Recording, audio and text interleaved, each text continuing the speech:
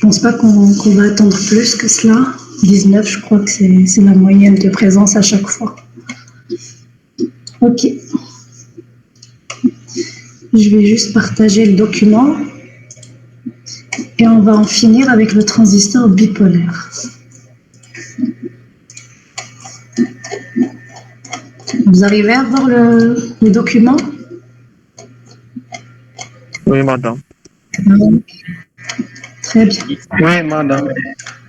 Alors, la dernière fois, on s'est arrêté à la définition de la structure d'un transistor bipolaire.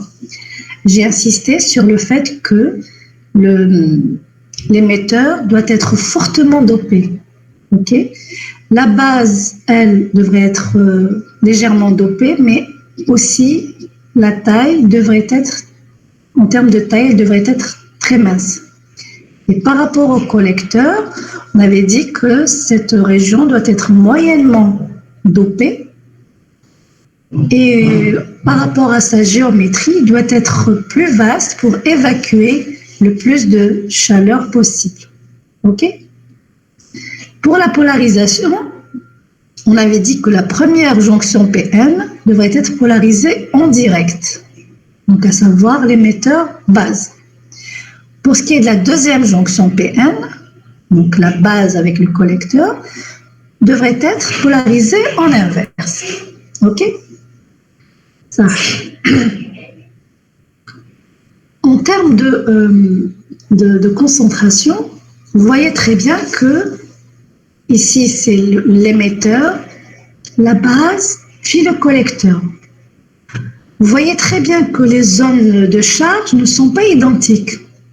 Celle-ci est plus fine parce que la jonction est polarisée en direct. Celle de la base avec le collecteur, comme elle est polarisée en inverse, la jonction PN, plutôt la zone de charge d'espace est plus large. Ok? Ça, c'est un point à retenir. Maintenant, concernant les concentrations, regardez, jusqu'à 10 puissance 20, on va dire qu'il est fortement dopé. Ok? La base, moyennement, 18, et le collecteur, pareil. Ça, c'est pour tracer les concentrations, c'est-à-dire les nombres d'atomes, de donneurs ou d'accepteurs, selon le type, par centimètre cube. En termes des bandes énergétiques, vous voyez le niveau de Fermi va rester le même. Vous voyez que dans cette partie-là qui correspond à l'émetteur, le niveau de Fermi est plus proche de la bande de conduction. Donc c'est un type N, et beaucoup plus proche, donc il est fortement dopé. Or, dans la partie collecteur, vous voyez que l'écart est plus important par rapport à l'émetteur.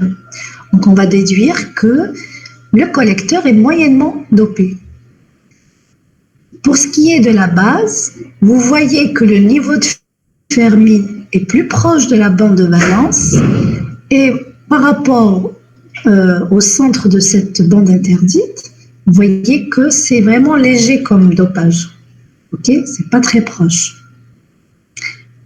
Est-ce que vous avez des questions ou est-ce que vous n'avez pas compris ce que je viens d'expliquer? C'est bon? On continue alors? Ok. Madame, vous pouvez répéter s'il vous plaît? Par rapport aux bandes d'énergie? Oui, exactement. Donc, pour rappeler ce qu'on avait déjà expliqué au premier chapitre, on avait dit que le type N, lorsqu'on va le doper, le niveau de Fermi automatiquement et en fonction du dopage va s'approcher de plus en plus de la bande de conduction. Et si c'est un type P, le niveau de Fermi va se rapprocher de plus en plus vers le niveau de valence. Ok? Donc, si jamais on me donne ce schéma et qu'on ne me donne pas les définitions, c'est-à-dire où est l'émetteur, la base, le collecteur, etc., ça pourrait être un exercice. Donc, je commence par région. Quand je vois cet écart d'énergie, je sais que j'ai affaire à une zone de charge d'espace, systématiquement. Donc, quand je vois cette variation d'énergie, donc quand il y a un delta E, comme ça, je sais qu'il y a une zone de charge ici. Donc, la première, elle est là. Et la seconde, c'est celle-ci. Ça. Maintenant, est-ce que j'ai affaire à la partie émetteur ou collecteur? Je regarde très bien. Le niveau de Fermi, il est proche de la bande de conduction. D'accord? Donc déjà, je peux déduire que c'est un type N, n'est-ce pas? Ici, pareil, par rapport au milieu de la zone interdite, parce que quand c'était un composant intrinsèque, le niveau de Fermi était là au milieu. Pareil, même pour la partie P ici, voilà, je regarde toujours par rapport au milieu. Voilà, je reprends même ici. C'est le niveau de Fermi de chaque partie à l'état intrinsèque. Donc là, je vois qu'il s'est décalé vers la bande de conduction. Donc, ça peut être qu'un type N. Là, par rapport à l'état initial, l'énergie de Fermi s'est décalée vers la bande de valence. Ma conclusion est que c'est un type P. D'accord. Maintenant, j'ai deux types N. Je sais que l'émetteur, généralement, est fortement dopé par rapport au collecteur. D'après l'écart ici, je peux faire cette déduction. Regardez, là, l'écart est plus faible, ça veut dire qu'elle est fortement dopée. Et là, elle est moins dopée que celle-ci. Donc, je peux dire que ici, il s'agit de l'émetteur, ok, donc fortement dopé. Et là, il s'agit donc du collecteur, puisque c'est moyennement dopé. Et bien entendu, le type P ne pourrait être que la base. Est-ce que c'est clair? C'est bon, madame. Merci. Ok. Là, on revient surtout aux conditions et à l'effet transistor. Alors, qu'est-ce que c'est que l'effet transistor? Donc là, j'ai l'émetteur et j'ai le collecteur. D'après son nom, il va collecter des électrons. C'est ce que je vois. Regardez, selon la fléchette, il va faire la collecte des électrons. L'émetteur, lui, il est enrichi puisqu'il est polarisé en direct, donc la source va l'enrichir en électrons. La zone de charge d'espace ici, comme c'est polarisé en direct, est très fine. D'accord? Plus je polarise en direct, plus la zone de charge d'espace s'affine et du coup, les électrons passeront plus facilement. Ok? Donc, ces électrons vont traverser la bande, plutôt la partie de la base. Le problème ici, c'est que la base, elle est polarisée, elle est plutôt dopée, type P. Ça sous-entend que les majoritaires ici, c'est des trous, n'est-ce pas? Donc, logiquement, je vais dire que ces électrons vont être absorbés par ces trous majoritaires. Ok? Bon, je laisse cette supposition de côté. Je suppose que tous les électrons n'ont pas été recombinés, ne se sont pas recombinés. Donc, ces électrons vont traverser la base et ils vont être en face d'une zone de charge d'espace très large, puisque c'est polarisé en inverse. D'accord? On avait dit que lorsqu'on polarise en inverse une jonction P1, la zone de charge d'espace va s'étirer et s'élargir. Mais, si je regarde bien, les électrons ici sont des minoritaires. Hein? Là, ce sont des minoritaires par rapport au type P.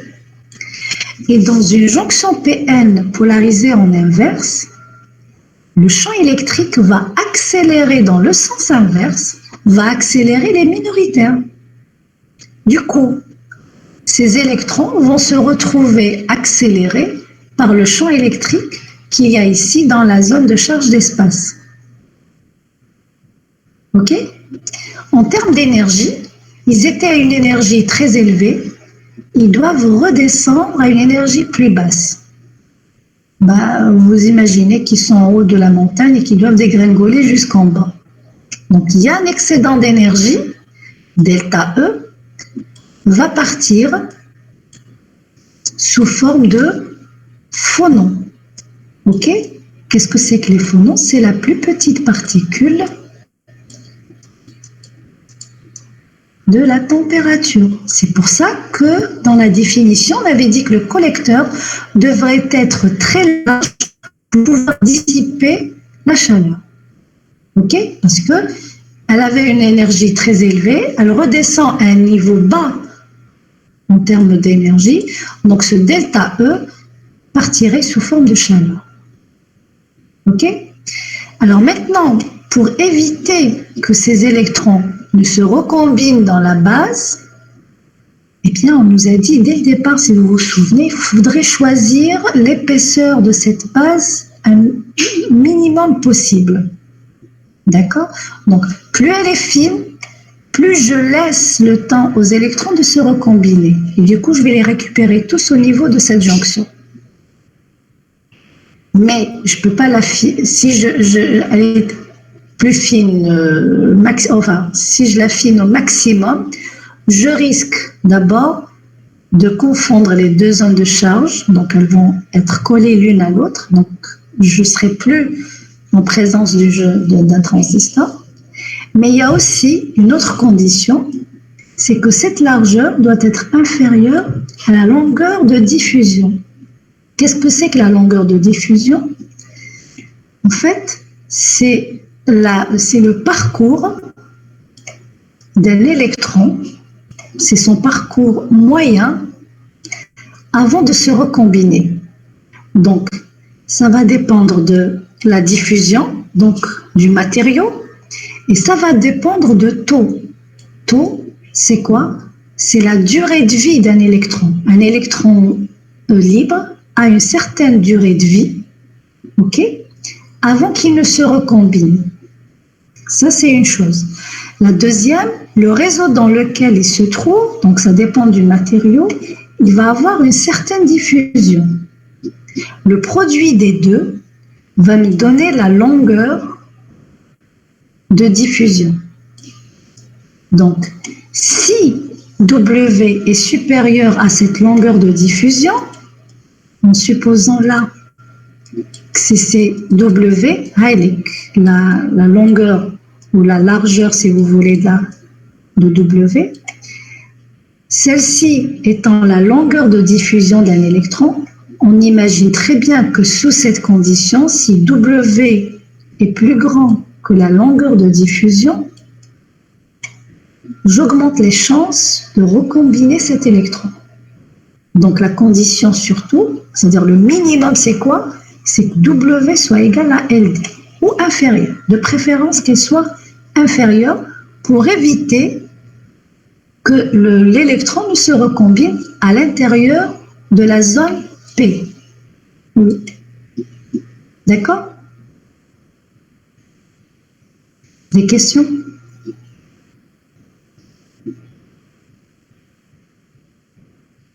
Vous m'entendez, n'est-ce pas?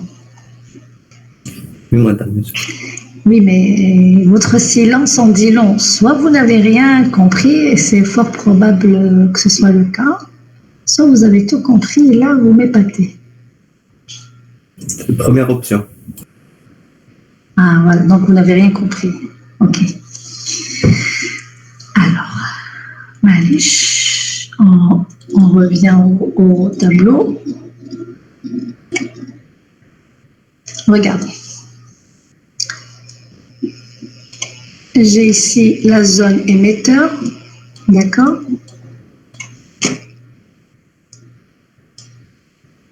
J'ai une petite zone de charge, d'espace. J'ai la zone P. Après, voilà. Là, j'ai la deuxième jonction. Alors, pourquoi elle est aussi étirée que ça, cette région? Hein, je vous pose la question. Pourquoi elle est autant étirée? Non, parce qu'elle est polarisée en inverse. Elle est polarisée en inverse. Pour avoir un transistor, enfin, pour polariser un transistor, voilà, je polarise ici la base, et là, c'est le collecteur. OK? Alors que la base émetteur, elle est polarisée en direct. Jusque-là, on a fait. OK? Donc, si elle est polarisée en direct, la zone de charge d'espace, ici, va être très fine. Voilà. Contraire, exactement. Et même l'écart en termes d'énergie est faible. Une source Bork, quand elle va injecter un électron, systématiquement, il va remonter au niveau de la base. Okay. Là, pour ce qui est de la jonction base-collecteur, vous voyez très bien que la zone de charge est très large. Ok. Et l'écart en termes d'énergie est très important. D'accord. Pour ça, أنا متفاهمين. Ça. Je reviens maintenant aux électrons. La source va injecter des électrons dans l'émetteur. Ok. J'ai des trous ici, des électrons, pardon. Quel est le parcours de ces électrons? Logiquement, puisqu'ils sont polarisés en direct, donc ils vont remonter vers la base. Très bien. Une fois dans la base, je ne parle pas de la base ici, je reste le schéma énergétique et je me dis que ces électrons arrivent à un niveau d'énergie très important. Voilà. Si je trace l'axe des ordonnées en fonction de l'épaisseur X, voilà ce que j'ai. Okay.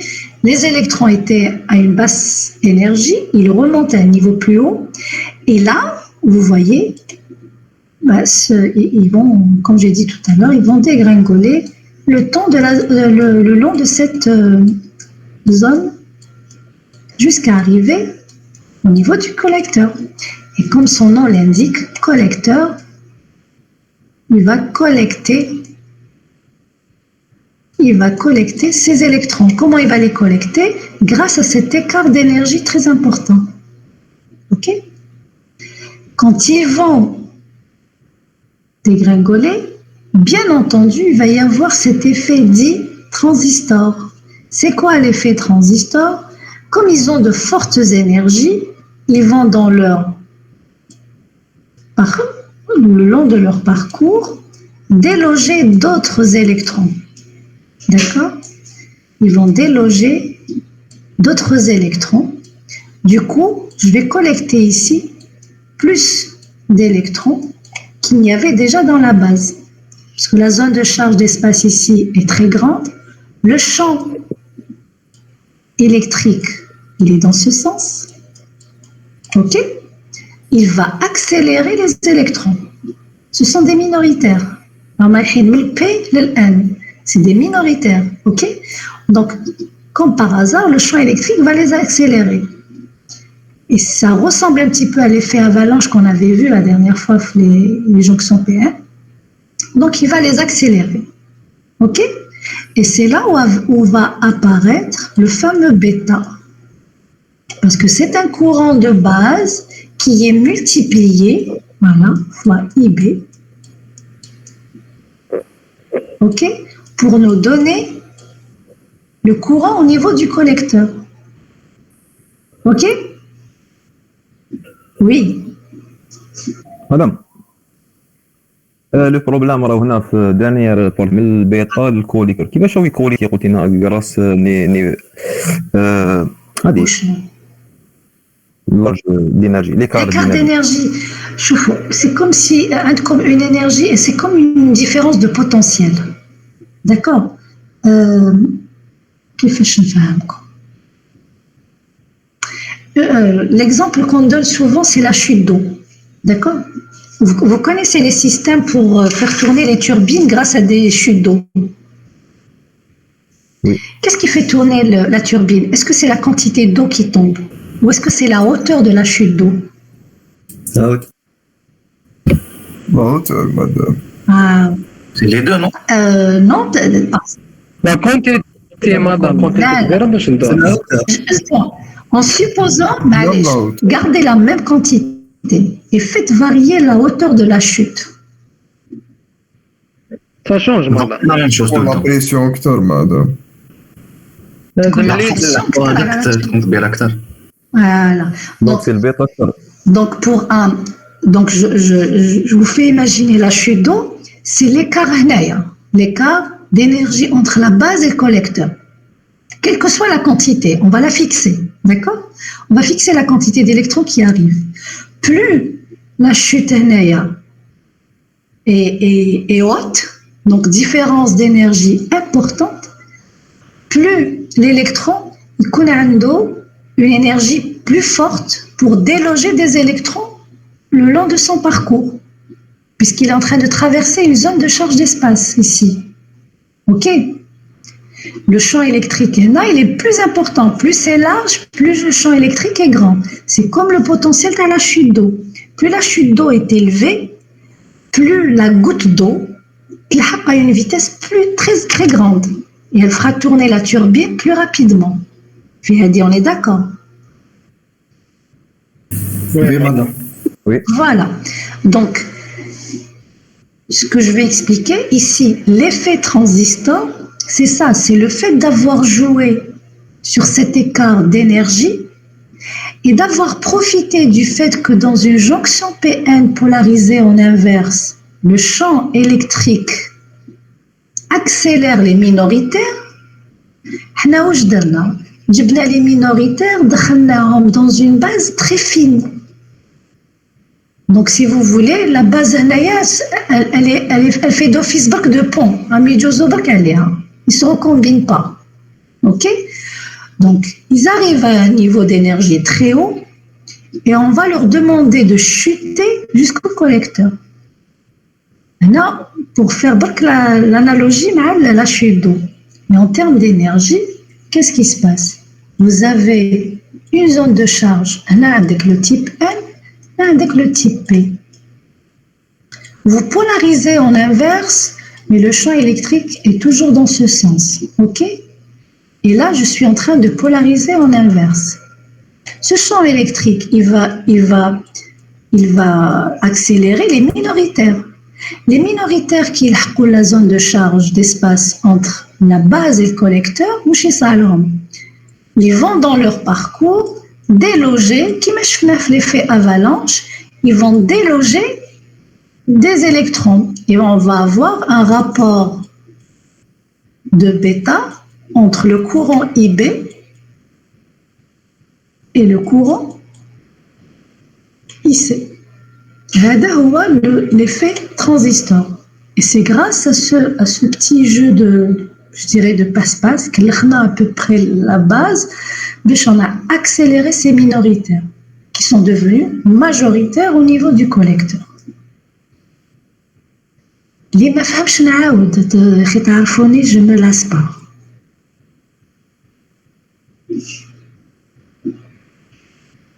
فهمتوا محسوب خلاص؟ مادام تسمى هذيك لا ديفيرونس تاع لينيرجي هي اللي تبوسي لي زيليكترون باش يروحوا اكثر. Oui, parce que l'écart d'énergie fait que le champ électrique est beaucoup plus important. Donc, il est très grand. Il va les accélérer et donc ils auront une vitesse très grande. OK? Donc, يكون عندنا كورون وكي نزيدوا له شغل هي البيتا. Multiplier avec le courant. Voilà, c'est un courant de minoritaire. Le nombre de charges, les OE et J, est tellement important que, comme s'il y a une circulation de courant, qui m'a la diode d'avalanche exactement. Madame. Le flux des charges, absolument. Ou délogéna d'autres électrons et qu'on n'a pas injecté ni des l'émetteur ni la base. Mais Joe. Joe, qui m'a fait comme la diode d'avalanche, vous avez un électron et J dans la zone de charge d'espace, il trouve des ions. Il va rentrer en collision avec les atomes donc il va déloger un autre électron. Pareil. Les contre, madame. Les électrons entre chaque électron il خرج 2 ou 3 électrons dans son parcours. فهمتني؟ Il va rentrer en collision. نعم. بالإلكترون الأول هذاك. L'électron l'eau, donc chaque électron, il va déloger au minimum 2 ou 3. Donc plus le nombre d'électrons augmente, plus le bêta هذا va augmenter.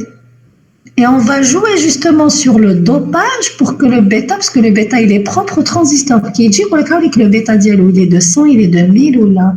Ok, donc en jouant sur les dopages, on fait varier ce bêta.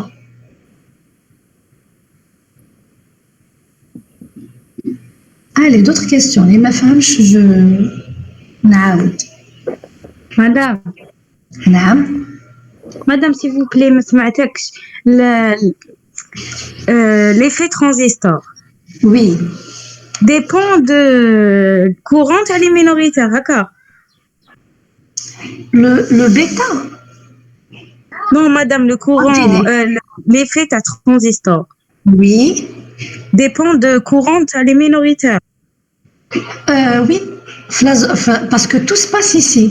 Tout se passe la jonction base collecteur. Ok? Tout se passe ici.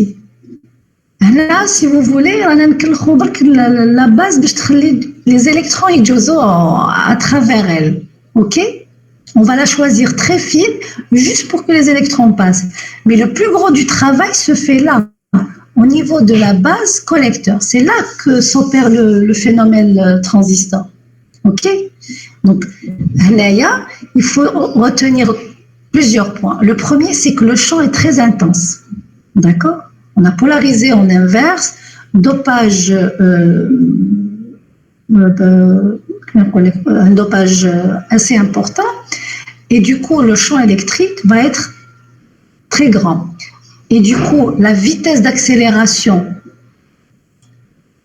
des électrons aussi est très grande. OK? Donc, la vitesse EJOBA des électrons est tellement grande qu'ils vont rentrer en collision avec des atomes. OK? Et ils vont déloger à chaque fois d'autres électrons. Du coup, on arrive ici à un certain nombre d'électrons, bêta fois plus grand que IB. D'accord?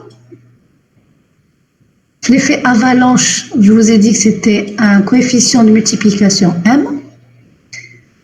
L'effet transistor, c'est un bêta. OK?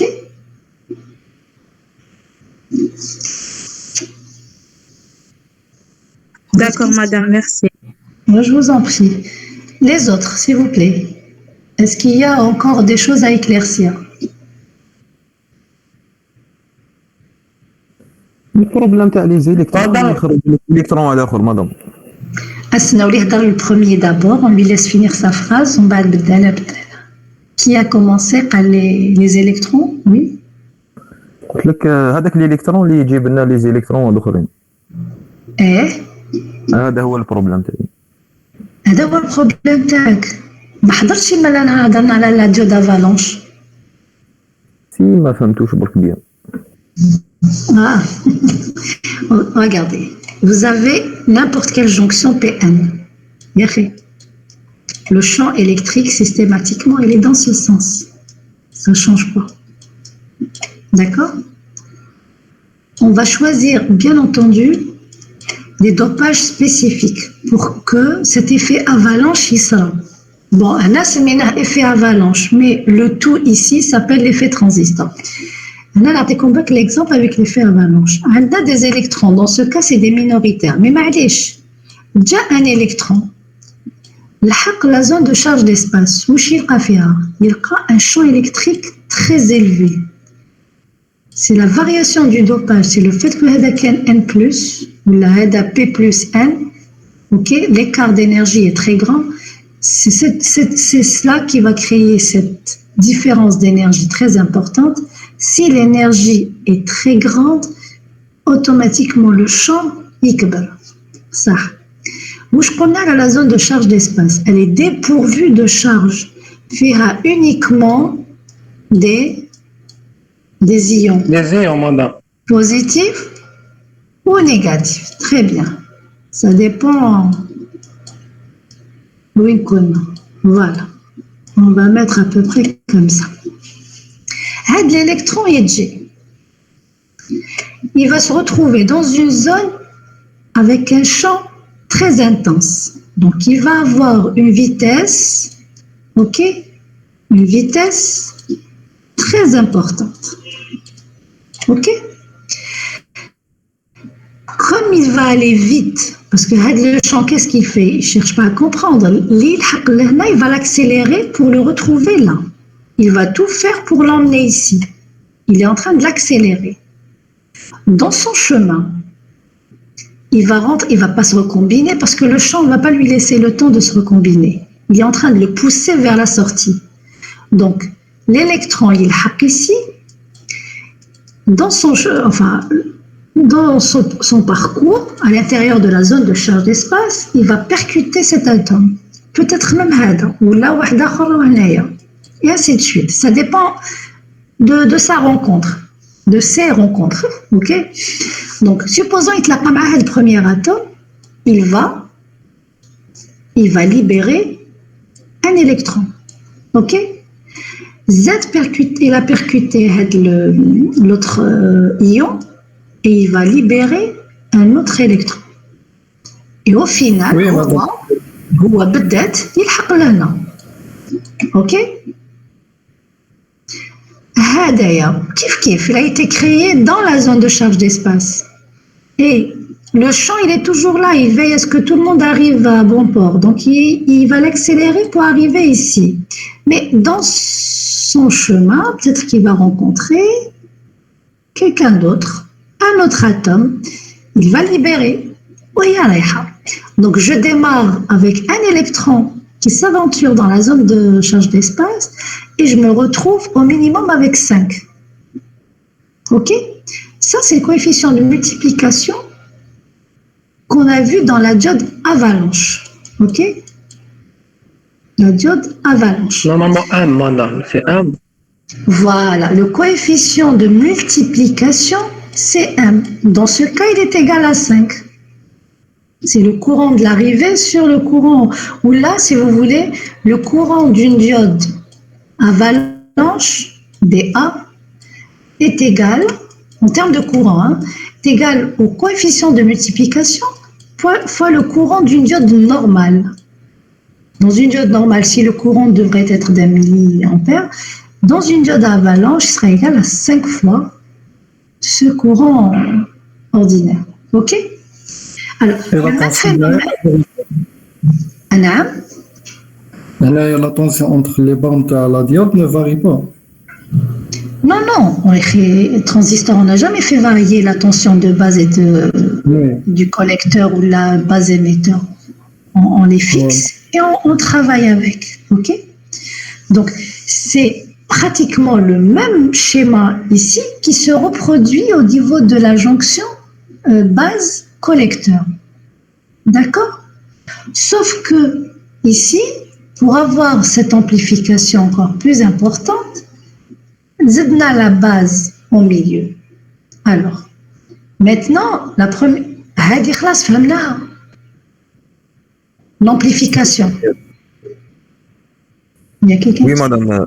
Électron, il faut ion et avec électron d'or.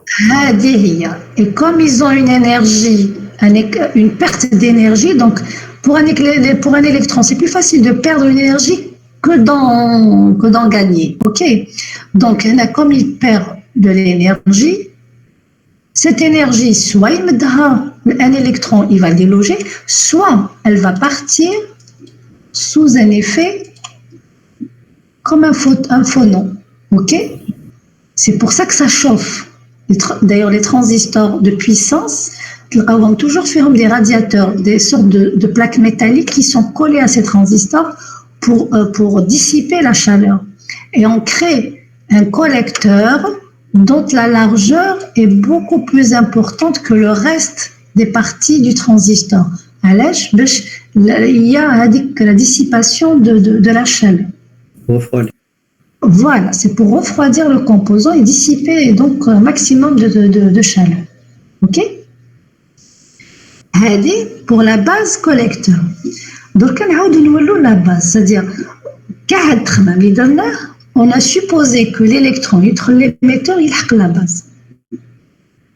Ou la base, il a le collecteur.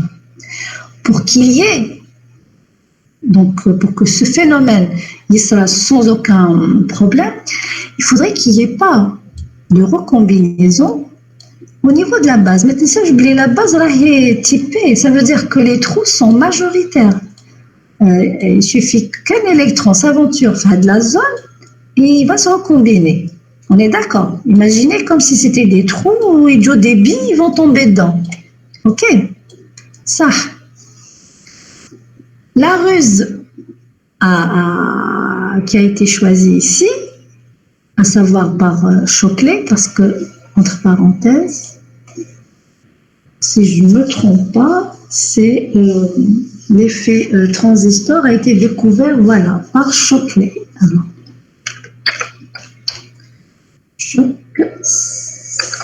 voilà. J'espère que je ne me suis pas trompée de... Voilà. C'est Shockley dans les années 60, je crois même avant, qui a découvert l'effet transistor. Ok? Alors, la ruse c'est quoi? C'est de choisir une base très fine. Là, c'est l'émetteur, la base, collecteur. Si elle est très fine, ok, un électron qui a une longueur de diffusion, d'accord, un parcours moyen qu'il peut parcourir, il hack. Ok? Ou كان خيرناها هكذايا très large, la base, bien un électron léger avec le même parcours, il va se recombiner. Là, c'est l'électron, voilà. C'est les trous. Ok? Donc, selon ces deux schémas, si je choisis une zone de la base de cette largeur-là, en jaune, vous voyez très bien que l'électron va se recombiner. Par contre, si je choisis une épaisseur beaucoup plus fine, d'accord, vous voyez très bien que l'électron va la parcourir sans risquer de recombinaison. Ok? Pourquoi? Parce que sa longueur de diffusion, sa durée de vie est beaucoup plus importante. Ok? Donc, il pourra traverser. C'est pour ça que je disais tout à l'heure qu'il y avait une condition, elle était là, c'est que la largeur de la zone de charge d'espace ici devrait être inférieure à la longueur de diffusion. Ok? Il faudrait pas qu'il se recombine. En plus, je vais choisir une zone B. Voilà, la base doit être très fine. Pour la longueur de diffusion, j'ai dit que c'était le produit ou la racine, si vous voulez, de D fois tau. D, c'est le coefficient de diffusion. On l'avait défini sur le premier chapitre. J'avais dit que c'est un coefficient qui dépend surtout du réseau dans lequel va se mouvoir l'électron. Ok? Le taux, c'est la durée de vie. C'est quoi la durée de vie d'un électron? C'est le temps, c'est un temps entre le moment où il est libéré, c'est-à-dire il est dans la bande de conduction, jusqu'au moment où il va reprendre sa place dans la bande de valence. Ça veut dire qu'il va se recombiner. Ça, c'est la durée de vie des électrons. Mis à part le fait que je pourrais peut-être lui donner une énergie. Là, vraiment, wahdo. C'est-à-dire, je lui donne une énergie, il est dans la bande de conduction. On a calculé, si vous voulez, le temps qu'il va mettre à se recombiner et on lui a donné un nom, la durée de vie, tau. Ok?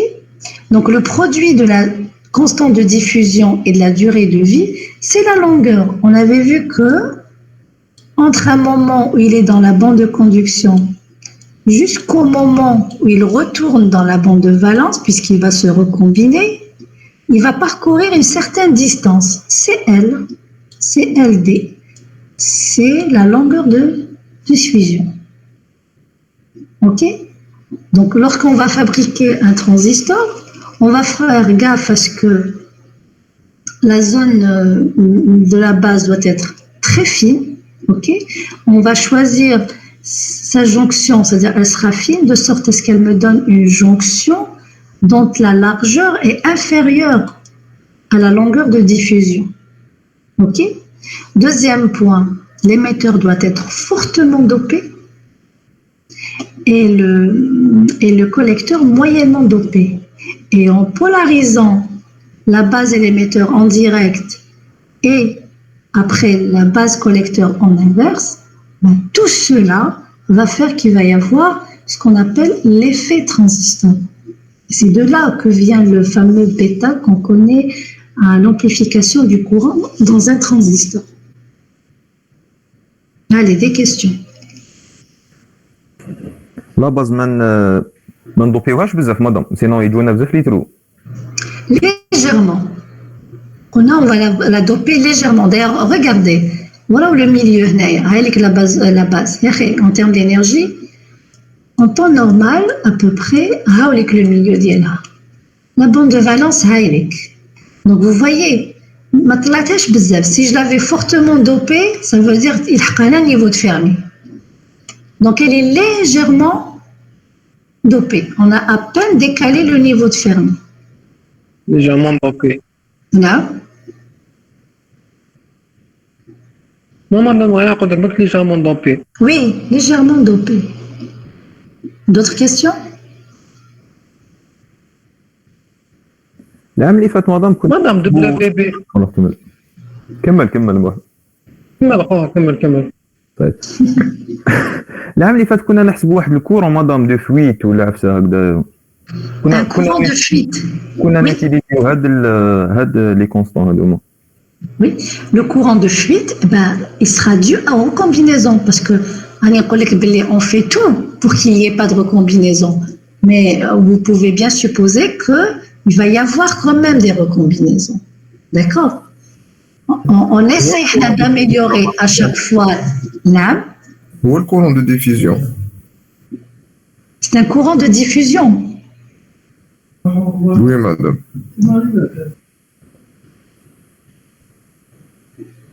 ما فهمتش. كي قال لك الكورون دو فويت مدام؟ Oui. هو قلت لك اسكو هو الكورون دو ديفيزيون؟ Non. C'est un courant, tu as la recombinaison ici. D'accord? C'est une perte de courant. Normalement, le collecteur devrait collecter tous les courants, enfin toutes les charges qu'on avait au niveau de l'émetteur. Sauf que on va pas les retrouver tous ici. D'accord? Il va y avoir des recombinaisons ici. Donc, le courant de fuite. La fuite, elle est là. Parce que la fuite, c'est pas dans le sens d'ailleurs, mais plutôt parce que ça se recombine. Ils sont piégés dans le réseau, donc on les retrouve pas au niveau du collecteur. D'accord? كنا نديروا واحد الكورون مدام هو لا سوم تاع لي دو كورون. Quel deux courants? سيتو ساتوراسيون كنا نديروا لا Saturation. J'arrive pas à comprendre de quoi vous parlez. J'aimerais bien savoir. Bon, les équations comme IE, d'accord, est égal à bêta IB, plus IC. Oulala. Oui. Ça. Oui, madame. Là, ça a l'air correct parce que c'est ça. IB مدام. Bêta EB plus EB. Bêta EB plus EB. Voilà. Parce que EC égale à bêta EB. Oui. Je confonds. D'accord? Sauf que le IB Naya, on peut considérer que il y aura le bêta IB. Mais, qu'il y a un autre courant. Où je ne vois. Donc IBC0, IBE0, ICB0. C'est quoi هذوك؟ هذاك الكونستانت صغيره بزاف مدام. هذوك اللي صغيورين بزاف. Donc statique, madame. Oui, on est en statique là, pour l'instant. J'ai polarisé en direct ou il n'y a pas de fréquence ici. On est en train de parler de la composition d'un transistor. Pourquoi il y a cette amplification? Alors, le ICB0, le IBE0, Hadouma Kamli, soit ils sont dus à des générations thermiques, qui c'est une diode polarisée en direct. Mais on a qu'il y a toujours le petit courant HADEC IS en inverse. Le courant de saturation. Icône. OK? Donc, ça, c'est une fuite. Ici, c'est vrai que j'ai polarisé en inverse, mais peut-être qu'il y a à cause de l'effet thermique, il y a des pertes en courant. Donc, s'il y a fuite, on va les retrouver dans les zones de charge d'espace, ici ou là. OK? Maintenant, si vous êtes en train de parler d'autre chose, on l'a mal à balayer. Sinon, vous montrez les documents, vous me les envoyez, je vais voir de quoi vous êtes en train de parler. OK?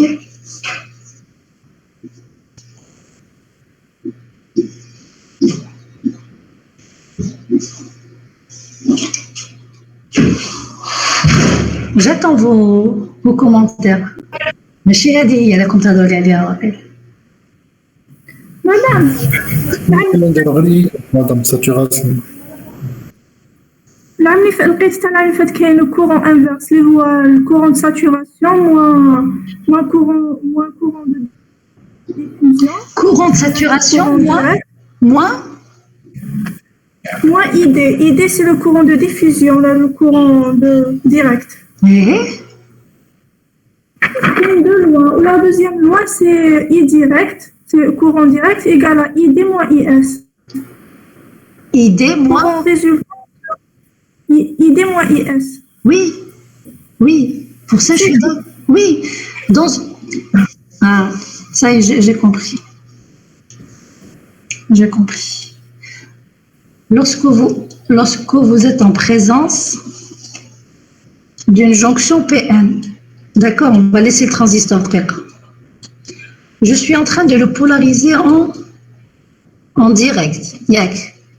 Quand je polarise en direct, quel est le phénomène de conduction que je mets en valeur? Parce que vous vous souvenez, il y a le courant de conduction, d'accord? C'est l'équivalent du courant de diffusion, qu'on appelle diffusion en français.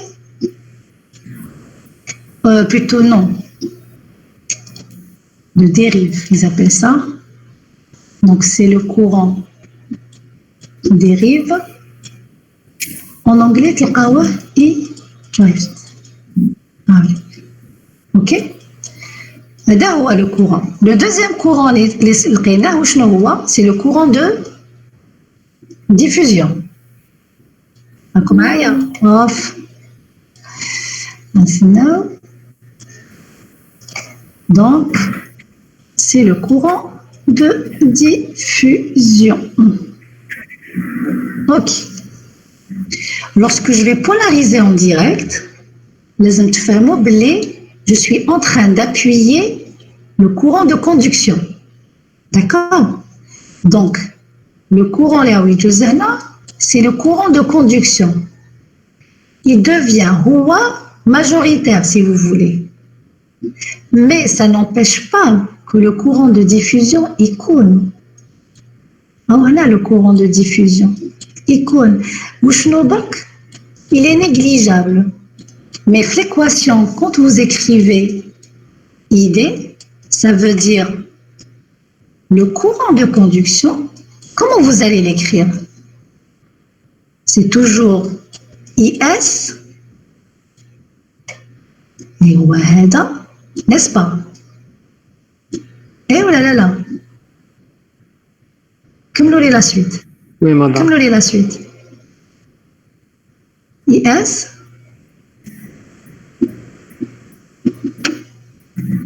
Madame, la question. Madame.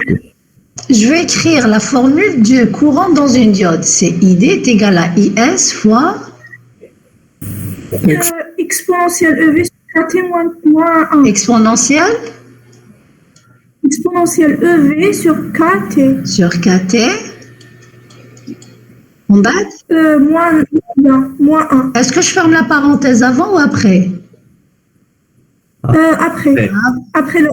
Voilà. واش حاب يقول؟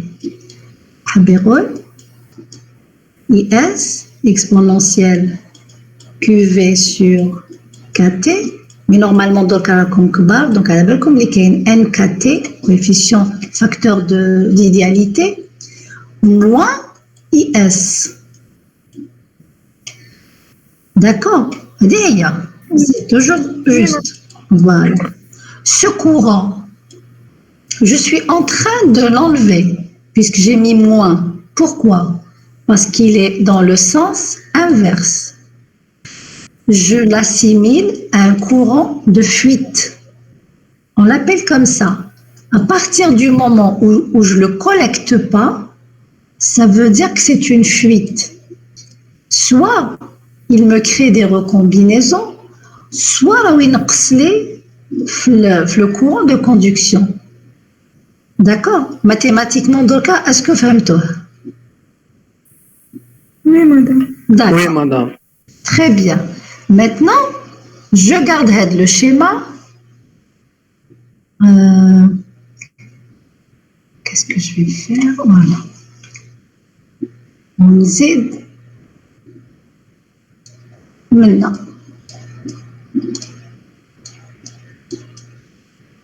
On est fait le transistor ou là?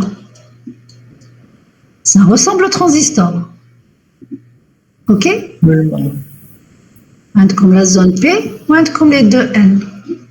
D'ailleurs, on vous dit qu'un transistor, c'est l'équivalent de deux diodes en tête bêche. Tête bêche, soit l'anode ma l'anode ou là la cathode ma la cathode si c'était un PNP.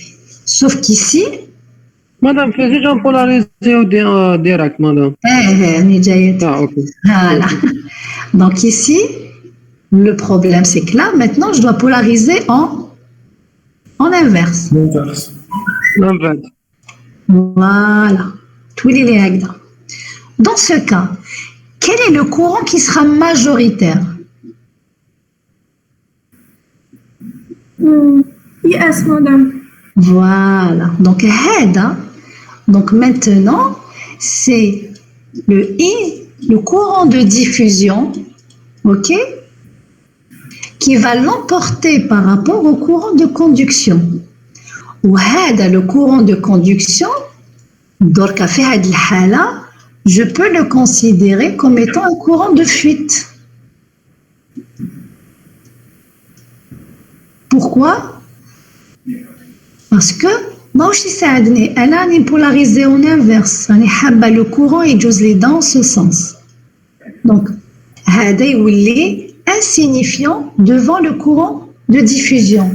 Et d'ailleurs, quand je polarise en inverse, le courant va être égal à moins IS.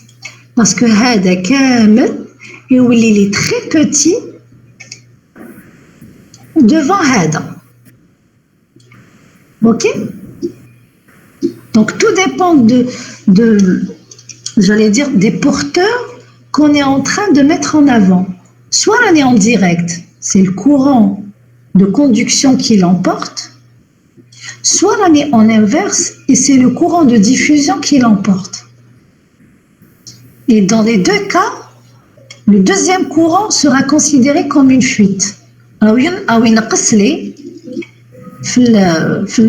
le courant que je suis censé faire passer.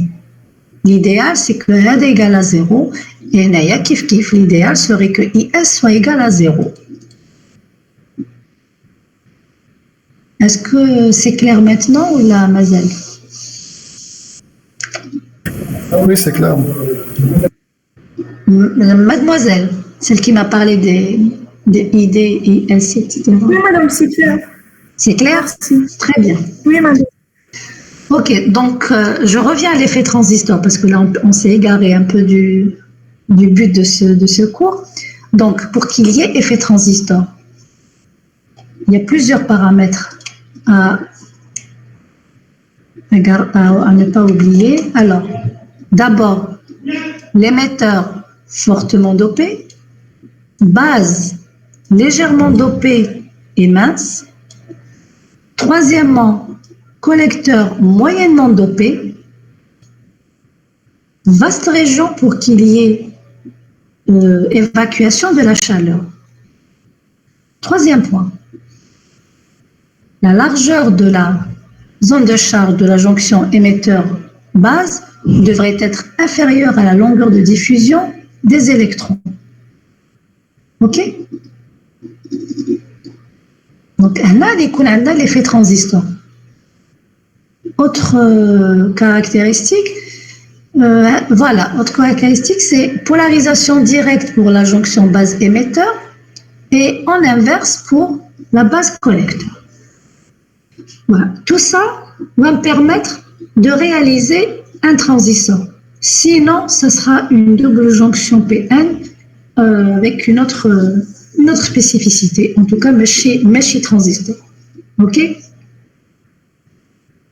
Maintenant, comment vont être distribués les porteurs à l'intérieur de la jonction PN? Donc, le dessin. Là, on a l'émetteur. Là, c'est la base. Et là, c'est le collecteur. Ce qu'on est en train de tracer ici, en fait, c'est la concentration. Voilà. Ça, c'est la concentration. Si vous voulez, c'est grand N. Concentration, ou la petite n plutôt, la densité des charges en fonction de X. Je ne vais pas la tracer ici. Voilà. Alors, regardez, ça, c'est la première zone de charge d'espace qui est très fine parce que c'est polarisé en direct. Et là, celle qui est la plus large, vous voyez très bien ici, on vous dit le champ E. Il est très important ici, il accélère les porteurs. D'accord? En termes de distribution des porteurs, on voit très bien que plus on avance vers la zone de charge d'espace, plus le nombre de charges augmente. OK? Ça, c'est la quantité de charge. OK? Une fois elle traverse la zone de charge d'espace, la première, la distribution va diminuer au fur et à mesure. OK? Mais elle ne s'annule pas. Pourquoi elle ne s'annule pas? Parce que on a le tout, c'est-à-dire tous les porteurs vont traverser. Donc, on va jouer sur cette concentration, OK? De sorte à ce que les porteurs ne s'annulent pas qui m'assatna hnaya. D'accord? Donc, la concentration ici, elle commence par un maximum, et elle ne s'annule qu'au niveau de la zone de charge d'espace. Mais avant de s'annuler, elle sera accélérée. Toutes les charges, elles seront accélérées ici par le champ électrique. Mais ici, vous voyez, il y a une augmentation de charge au fur et à mesure dans la partie collecteur. Là, c'est juste par rapport à la distribution des charges. OK? Pour les équations, à partir de ces schémas, d'accord? Vous voyez très bien que IB, il relève la base, il va donc une partie, l'IE, le fameux IB0, il est la première fuite. OK? Mais plutôt c'est le premier courant. Pourquoi j'ai dit fuite? C'est ce premier courant. Là, les électrons vont passer dans ce sens. OK? Mais le courant est toujours au sens contraire. Je vous en ai parlé la dernière fois quand ça a été remis en cause. Mais bon, personne ne veut chambouler les formules, donc on les laisse telles quelles. Donc, on a choisi un sens contraire du courant par rapport aux électrons. Donc, c'est le courant IE qui sera égal à la somme des courants. Donc, le courant qui vient de IB plus le courant qui vient de IC. OK? Je reviens ici. Grâce à ces gradients de concentration, on ne va pas rentrer dans les détails, je ne vais pas vous demander de faire ça. On est arrivé à définir le courant du collecteur comme étant IS exponentielle VBE sur VT. Donc, si vous voulez, K T sur E. Voilà.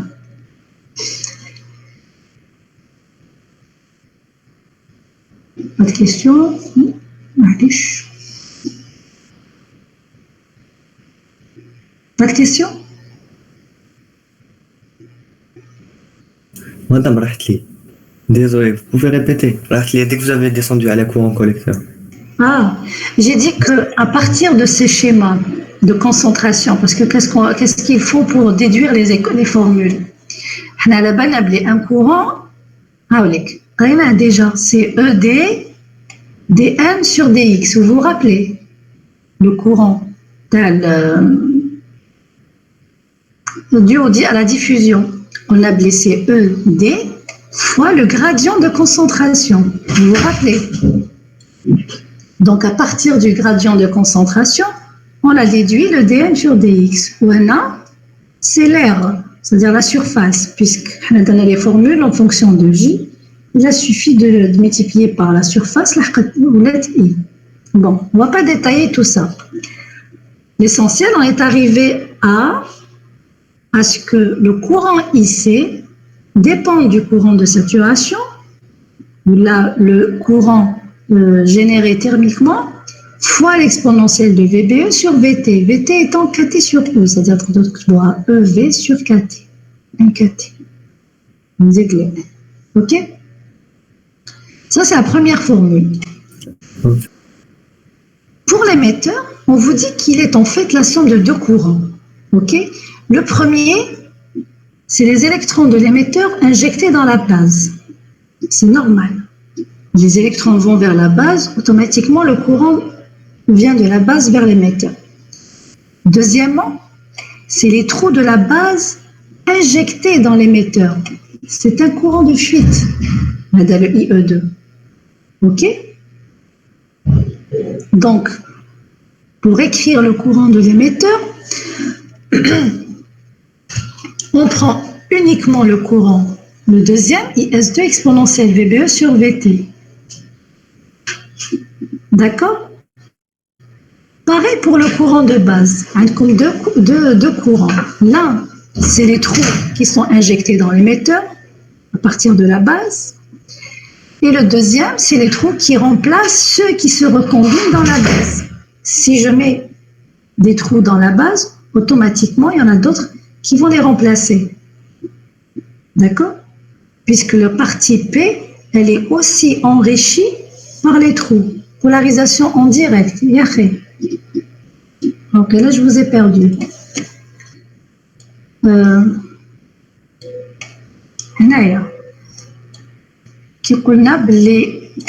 L'émetteur base est polarisé en direct. Il n'y a pas que l'émetteur qui est enrichi en électrons. Il y a même la base qui est enrichie par des trous. D'accord? Donc, s'il y a des recombinaisons ici, automatiquement, ces trous vont être remplacés par la source, à chaque fois. Où on a les électrons qui traversent la base, à chaque fois, ils sont enrichis par la source. C'est le rôle de la source. OK? Bon, j'ai dépassé largement le temps et je vous ai perdu. Je préfère Naouda la prochaine fois. OK? شنو كاين ثلاثة مدام؟ نعم Ou le courant des minoritaires de la base et du collecteur. Oui. مازال ما لحقناش ليه. Ah, d'accord. Ouais. Ok. Comme il est 16h20, je crois, je vous laisse et on continuera la semaine prochaine, Inch'Allah. On sera à quelle date la semaine prochaine? مادام نورمالمون حنا جودي نقراو.